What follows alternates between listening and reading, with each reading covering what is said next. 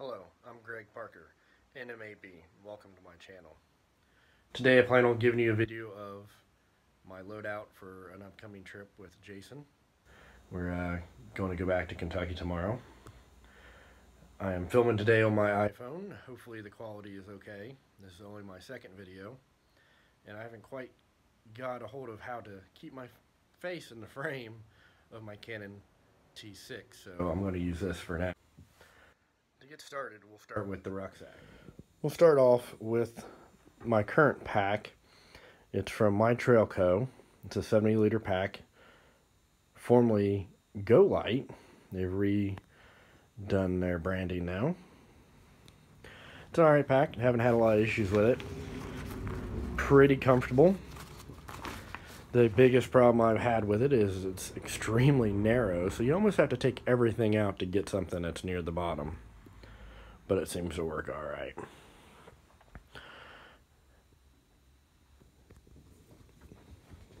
We have, for a sleeping arrangement, I have my own homemade underquilt, which I have a post about, and a hammock gear top quilt. It's pretty cold this year. It's going to be in the 30s, so I plan on taking a wool blanket with me just in case. We haven't been out in this type of weather before. Of course, I have a down blanket and a down coat and some gloves.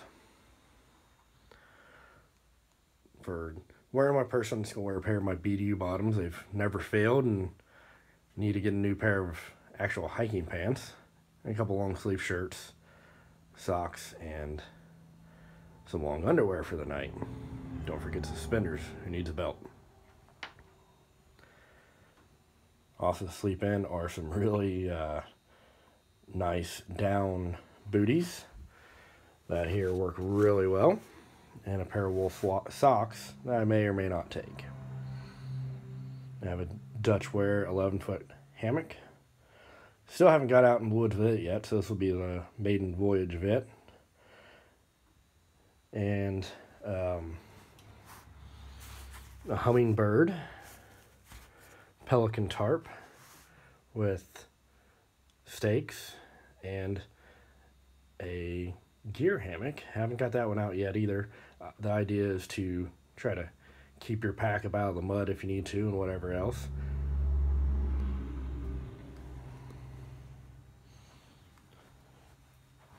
For food, simple couple freeze-dried meals, some snacks, and then I got 4 tortillas in there for lunch and dinner. Use chicken rice on tortillas, pretty good.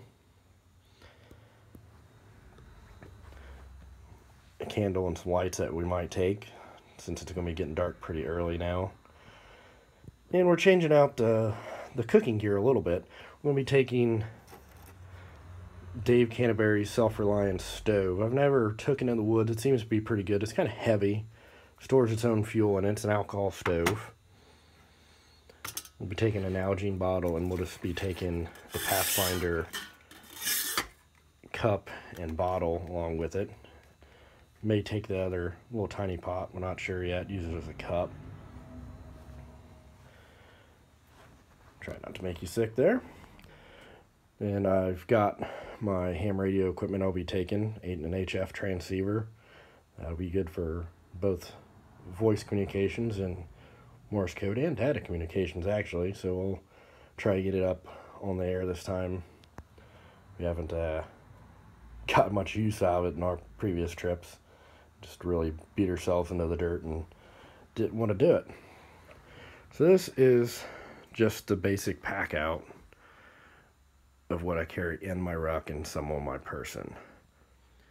Now for the items I carry on my person.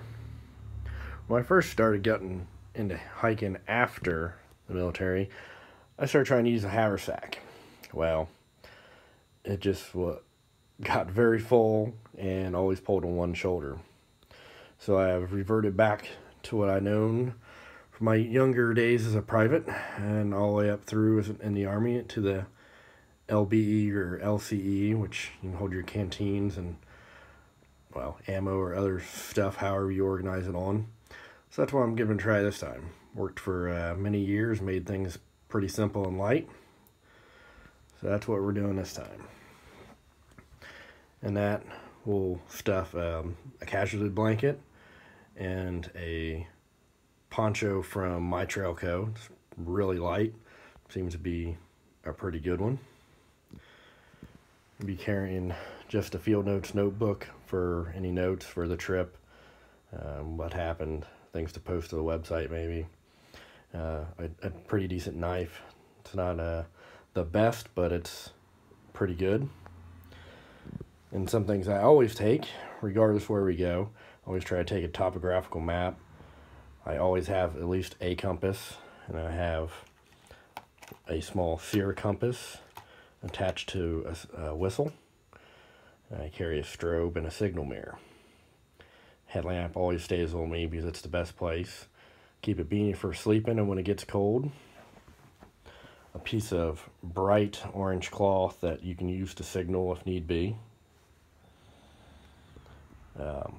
Pretty old GPS, still works really good, so be taking that until we get an upgrade. Used my phone in the past, but it just devours battery. Be taking a RAV Power 22 amp hour battery pack with us, even though it's overnight.